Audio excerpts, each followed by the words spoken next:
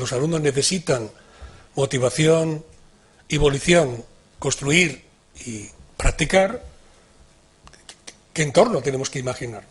3 características. Hay que dar sentido a las lecturas, esto parece inevitable.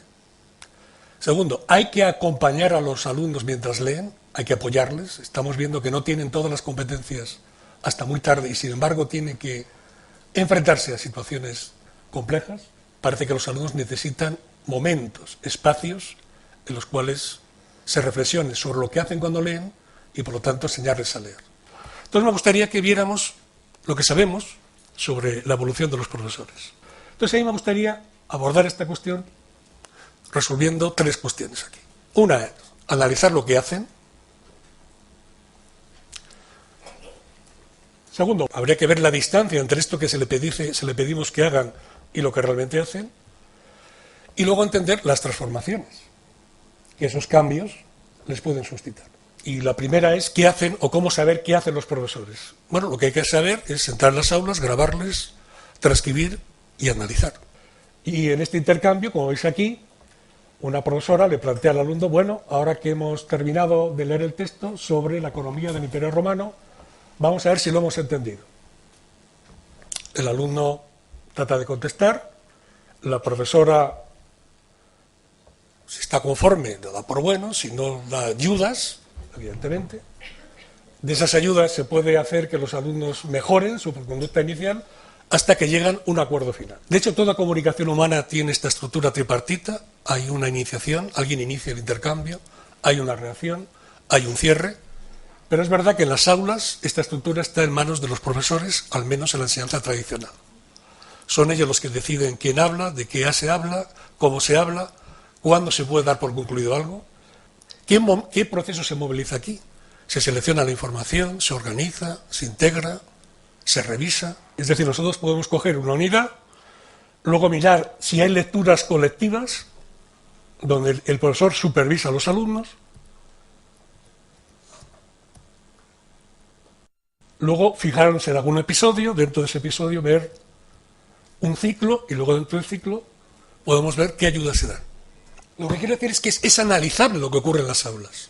Yo puedo coger un trozo muy grande, muy pequeño, sé lo que cojo y puedo llegar a conclusiones que me permitan luego compararlo con lo que hemos decidido que sería bueno para los alumnos.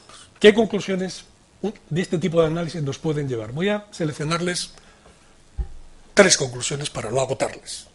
Es decir, ¿cuánto se lee en una unidad didáctica normalmente?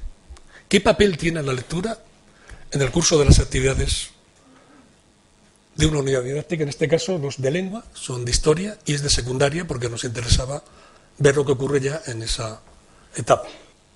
No todas las unidades didácticas la lectura es importante. Lo que tenemos ahí es cuánto tiempo de todo el total la lectura cumple una función que es generar conocimiento y recibe algún tipo de apoyo por parte de los profesores. Los datos son bastante desiguales. Hay una clase donde efectivamente la lectura supervisada, que tiene una función de aprendizaje, es muy alta, que es la primera. Realmente sorprendente, un 46% del tiempo lo utilizan para leer textos con el fin de sacar el conocimiento relevante para la unidad. Pero en el resto, prácticamente, la presencia de este tipo de lectura es muy escasa. Y un cambio muy razonable y muy sencillo es aumentar la presencia de las lecturas que tengan una función de aprendizaje. O sea, si realmente solo un 6% del tiempo se dedica a leer con supervisión, y los alumnos necesitan esa supervisión, plantearse enseñar estrategias, marcadores retóricos, yo creo que es prematuro. Lo más sencillo es decir, aumentemos la presencia de la lectura. Contrastando lo que necesitan con lo que tenemos, se nos pueden ocurrir cambios que entran dentro de las posibilidades de los alumnos, de los profesores, y al mismo tiempo satisfagan las necesidades de los alumnos. Un segundo ejemplo de este contraste entre las necesidades de los alumnos y qué es lo que encontramos en las aulas. Claro, ¿cómo se organizan estas lecturas? Una que es muy frecuente, es la que tenéis arriba del todo, en la cual consiste básicamente en leer en voz alta por turnos y luego un episodio de evaluación. Y por eso lo hemos denominado esta estructura, lee todo, que luego te pregunto de todo. Y es verdad, Le pueden preguntar de todo. Otro nivel, el tercero. En este tercer tipo de lectura, al final de leer en voz alta, por turnos, evaluar si lo ha comprendido, hay un episodio de cierre. Simplemente el profesor recapitula, hace un mapa, hace un resumen, subrayan para decir esto es lo importante de lo que hemos leído. Algo más complejo, una planificación simple. Esta planificación simple es listado de temas. O en el mejor de los casos, hemos visto antes tal cosa, ahora vamos a leer tal otra. Y finalmente hay algunas, no muchas, como veis, en la cual, es verdad, esa lectura tiene un proyecto. Se lee para algo muy particular, algo que se justifica. Pero eso ocurre en 2 de 30. Yo pregunto a todos, ¿tiene sentido plantear un doble proyecto cuando más de la mitad, o prácticamente la mitad de estas lecturas, ni siquiera tienen un episodio de planificación simple? Entonces, lo que hacen los profesores nos da una pista para pedirles algo que encaja en sus posibilidades. Vamos a pedirle algo que puedan hacer, no algo que debieran hacer. Termino con un tercer ejemplo, podríamos poner más. ¿Qué ayudas dan localmente? Esto es lo más visible de todo. Porque el otro es invisible, son patrones. ¿Cómo les ayudan? Esto sí que es visible, yo le pregunto, yo le hago algo. Esto es muy importante para los alumnos. O sea, que reciban un feedback constante de sus intentos de generar respuestas. Se puede hacer mejor, pero esto es fundamental para ellos. Les da seguridad. Entiendan lo que el profesor cree que es importante. Y ahora nosotros podemos ver qué ayudas dan. Por ejemplo, esta es una ayuda que llamamos regulatoria. Sirve para normalizar. No te preocupes si no lo sabes, le dice. Eso nos pasa a todos. Es normal que no lo sepas ahora. Esta es otra ayuda regulatoria. Recuerda lo que hemos visto hasta ahora. Apóyate en lo que ya sabemos para que sigas. Y esta es un feedback. Perfecto, el granito. Pero miren esta. La estructura es muy parecida.